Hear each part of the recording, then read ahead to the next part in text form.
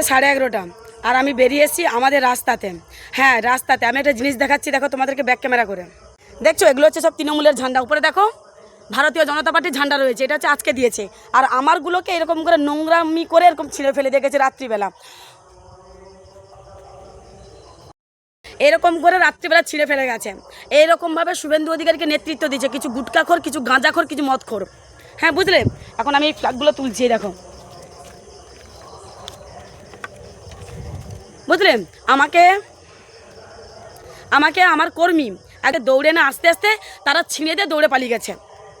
মানে আমার এই যে এই আমার যে ফ্ল্যাগটা যে গাছে বাঁধা ছিল, সেই গাছে মানে যাদের গাছ তাদের বাড়ির ছেলে দেখতে পেয়ে গেছে, সে দৌড়ে না আস্তে আস্তে এটাকে ছিঁড়ে ফেলে দিয়ে দৌড়ে গেছে। আমি কি বলি, তোরা যদি সত্যিকারে তোরা যদি এক বাপের ছেলে হয়ে থাকিস, তাহলে তৃণমূল কংগ্রেসের একটা ঝান্ডা দিনের বেলা খুলে দেখাবি।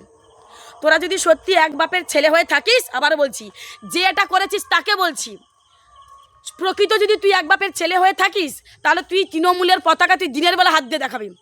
আমি বলছি, তোর যদি এত দম এত সাহস থাকে, রাত্রিবেলা কেন তৃণমূলের পতাকা হাত খুলে ফেলেছিস বল? এত যদি সাহস এত যদি দম, তো এখন বাজে রাত্রি 11:30 আর আমি পড়াশুনো করছিলাম, আমার কাছে ফোন আসছে যে পিসি আমাদের ফ্ল্যাগগুলো সবকে খুলছে। আমি গিয়ে দেখলাম যে এরকম ফ্ল্যাগগুলো সব পড়ে আছে। আমি আবার বললাম যে ফ্ল্যাগগুলো তোলার প্রয়োজন নেই, তোরা দাঁড়া, আমি ওখানে যাচ্ছি।